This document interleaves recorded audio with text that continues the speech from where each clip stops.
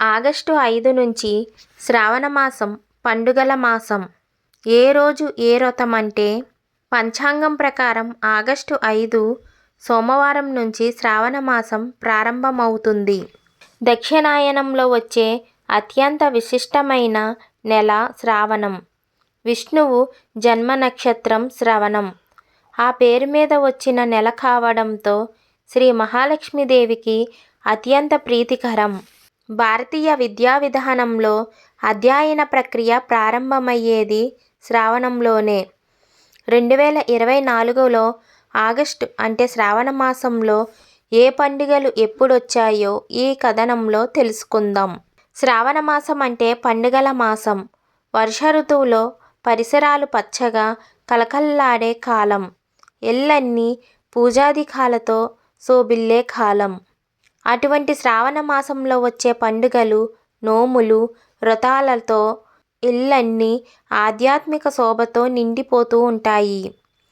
మహిళలు పూజలు చేస్తూ భక్తి నిండిన మనసులో ఉంటారు. మహిళలు కళకళలాడుతూ ఉంటే ఆ ఇల్లే సౌభాగ్యాలతో వర్ధిల్లుతుందంటారు. కాబట్టి శ్రావణ మాసం అంటే పూజలే కాదు, ఆనందాల కాలం. లక్ష్మీదేవి ఇళ్లల్లో కొలువుండే మాసం. ఆమెకు అత్యంత ప్రీతికరమైన మాసం శ్రావణ మాసం. అందుకే వ్రతాలు, నోములు నోచుకునే మహిళలు శ్రావణ మాసంలో నిర్వహించుకుంటారు. క్రోధినామ సంవత్సరం శ్రావణ మాసం ఆగస్టు 5న ప్రారంభం కానుంది. శ్రావణ మాసం అంటే ఆగస్టు నెలలో మొత్తం పండుగలే పండుగలు. మొదటి 15 రోజుల్లో వరలక్ష్మి వ్రతం, నాగపంచమి, రాఖీ పౌర్ణమి వస్తే పౌర్ణమి తర్వాత వచ్చే పాడ్యమి నుంచి అమావాస్య వరకు కూడా ప్రత్యేక రోజులే ఉంటాయని పండితులు చెబుతున్నారు. ఆగస్టు 5 శ్రావణ శుద్ధ పాడ్యమి. శ్రావణ మాసం మొదటి రోజు శుద్ధ పాడ్యమి. అంటే ఆగస్టు 5వ తేదీ నుంచి పూర్ణిమ వచ్చే వరకు వచ్చే 15 రోజుల పాటు ఆయా తిథులను అనుసరించి ఆయా దేవతలకు పవిత్రారోపణం చేస్తారు. దర్భాలతో చేసిన తోరలు దేవతలకు అర్పించడమే పవిత్రారోపణం చేస్తారు. ఆగస్టు 6 శ్రావణ శుద్ధ విదియ. శ్రావణ శుద్ధ విదియను మనోరథ ద్వితీయ అంటారు. ఈ రోజు ఉపవాసం ఉండి వాసుదేవుడిని పూజించి సూర్య అస్తమయం అయిన తరువాత భోజనం చెయ్యాలి. ఆగస్టు 7 శ్రావణ శుద్ధ తదియ.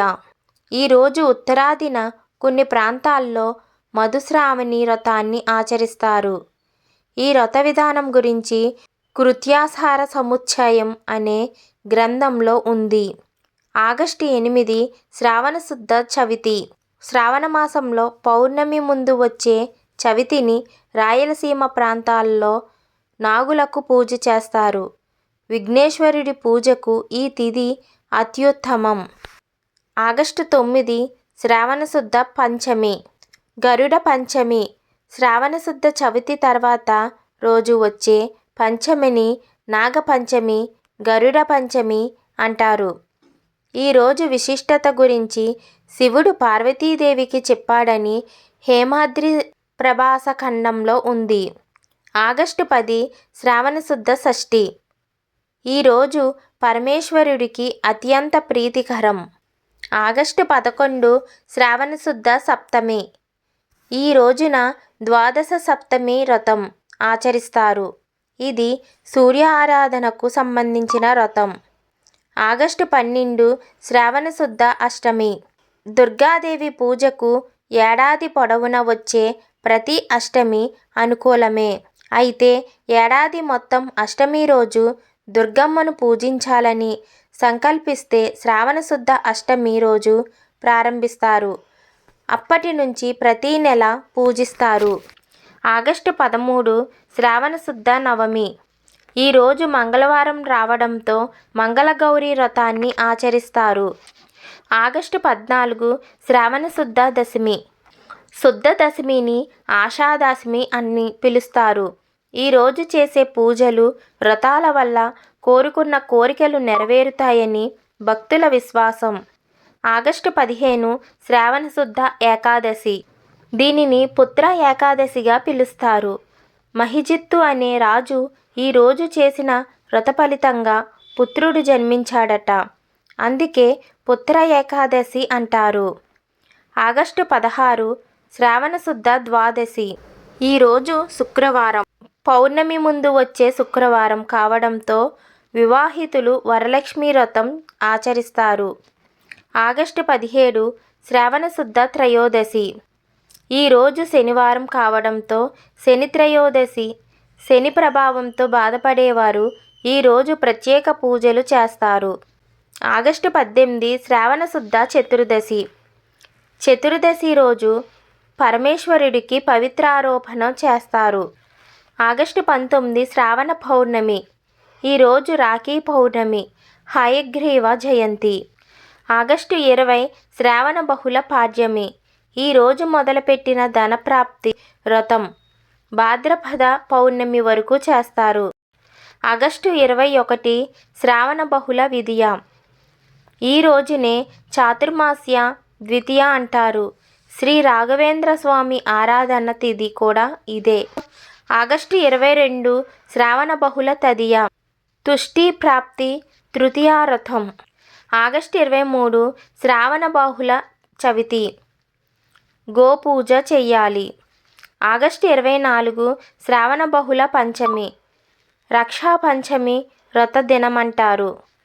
ఆగస్టు 25 శ్రావణ బహుళ షష్ఠి. బలరామ జయంతి జరుపుకుంటారు. ఆగస్టు 26 శ్రావణ బహుళ అష్టమి. శ్రీకృష్ణ జన్మాష్టమి. ఈరోజు శ్రీకృష్ణుడికి ప్రత్యేక పూజలు చేస్తారు. సాయంత్రం ఉట్లు కట్టి కొట్టే ఉత్సవం నిర్వహిస్తారు. ఆగస్టు 27 శ్రావణ బహుళ నవమి. ఈరోజు చండికా పూజ, కౌమారి పూజ, గోకులాష్టమి. ఆగస్టు 29 శ్రావణ బహుళ ఏకాదశి. ఈ ఏకాదశిని గురు ఏకాదశి అంటారు. ఆగస్టు 31 శని త్రయోదశి. భగవానుడికి నువ్వుల నూనెతో తైలాభిషేకం, నువ్వుల దానం, శని పూజ చెయ్యాలి. సెప్టెంబర్ 2 శ్రావణ అమావాస్య. శ్రావణ అమావాస్య రోజు పొలాల అమావాస్య జరుపుకుంటారు. సెప్టెంబర్ 3 సూర్యోదయానికి అమావాస్య ఉండడం వల్ల రోజును కూడా శ్రావణ మాస అమావాస్యగా పరిగణిస్తారు.